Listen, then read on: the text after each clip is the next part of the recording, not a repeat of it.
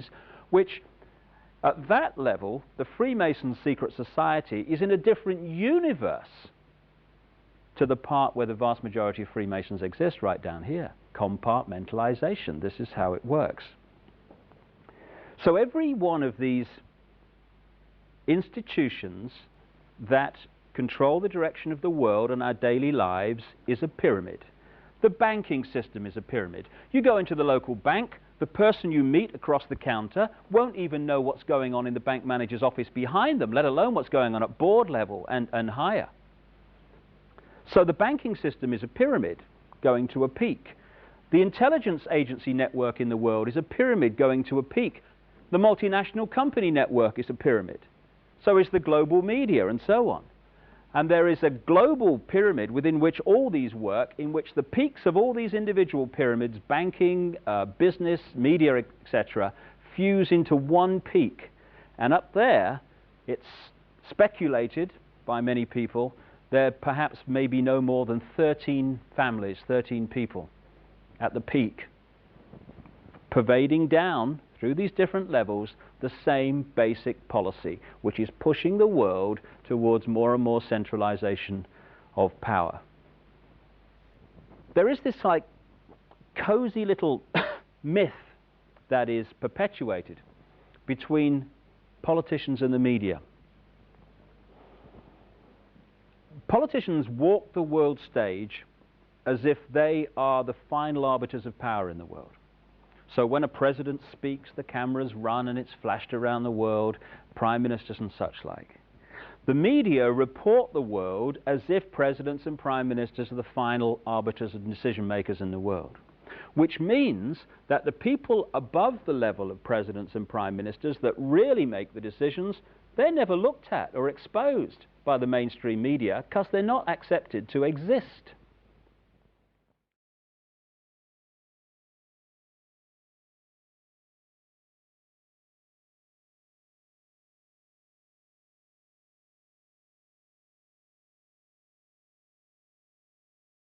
Well, I was in the FBI for 27.5 years, and at the time of my retirement in 1979, I was the senior special agent in charge of the FBI Los Angeles office.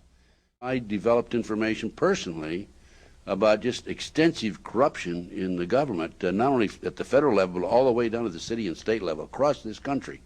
I have information about corrupt judges, corrupt law enforcement, prosecutors, county officials, judges.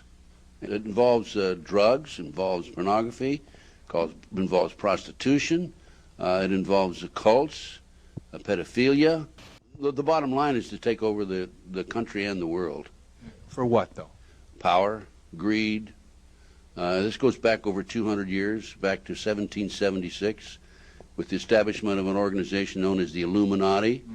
And if your listeners don't know what the Illuminati is, they need to run down to the library and look it up and do some research, because on May the 1st, 1776, a fellow named Adam Weishaupt, German, set forth 25 goals at the request of the Rothschild group that they needed to initiate in order to take over the world. We're talking about destroy the sovereignty of countries and destroy religions. And that's where it really started in modern day.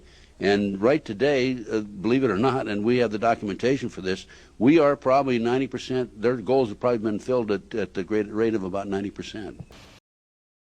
This Illuminati, this group who called themselves the Enlightened Ones, had gained positions of power through control of the banking system.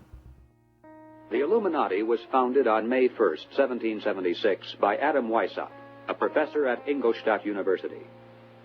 Weishaupt obviously had been a serious student of the occult, for many of its bizarre features and symbols were incorporated into his organization.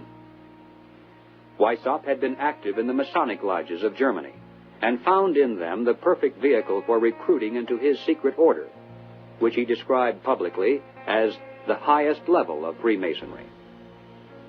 The Illuminati was formally incorporated into the Masonic lodges at the Congress of Wilhelmsbad in 1780. There were 8 conspiratorial rings within rings, advancing from the outermost novice inward to Rex, or king. The king, of course, was Weishaupt himself, who had adopted the code name Spartacus. Those in the outer rings were told that the grand purpose of the order was to make of the human race, without any distinction of nation, condition, or profession, one good and happy family. But by the time the member had advanced to the level of presbyter, or priest, his oath of absolute secrecy and obedience had become deadly serious.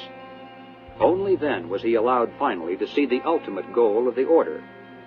It was the destruction of all religion and the destruction of all independent governments, replaced by a new world order, a world government ruled from behind the scenes by the illuminated ones.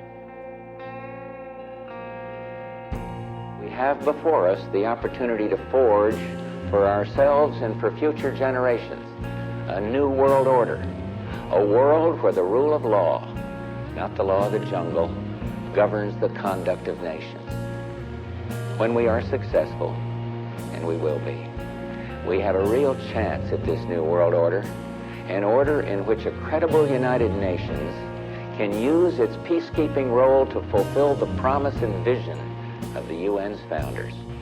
I call upon all states to join ranks in order to found the new world order of the 21st century.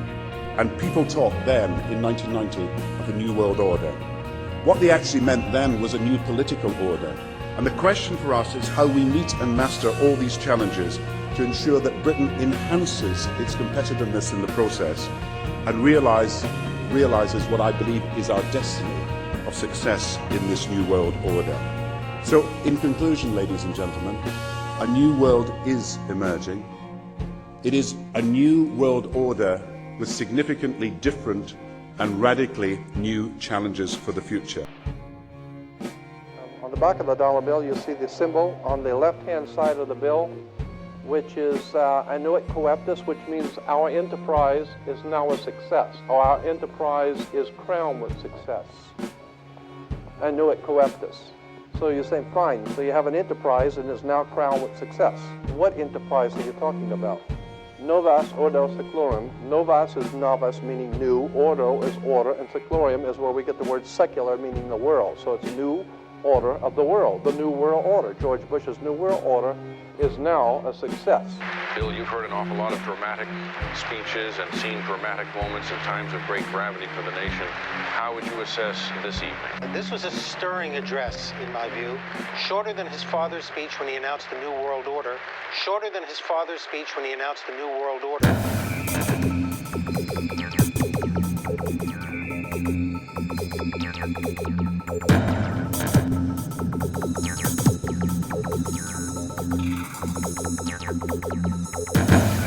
1934 is when the Federal Reserve actually finally took total control of the United States monetary system, and that's when they said it is now a success, because this is a symbol, this is an emblem of a secret society of Freemasons called the Illuminati, the German Bavarian Illuminati. They were a secret society founded in the south of Germany. They were called the Illuminati, the illuminated ones, the enlightened ones. 1776 was when this secret society actually formed itself into a secret society and put itself into operation. They were the basis for what we call today in our country the Bavarian Illuminati was the basis for what we call today the Colombian faction. The Colombian faction of the Illuminati came here right after this government was formed, and that's where we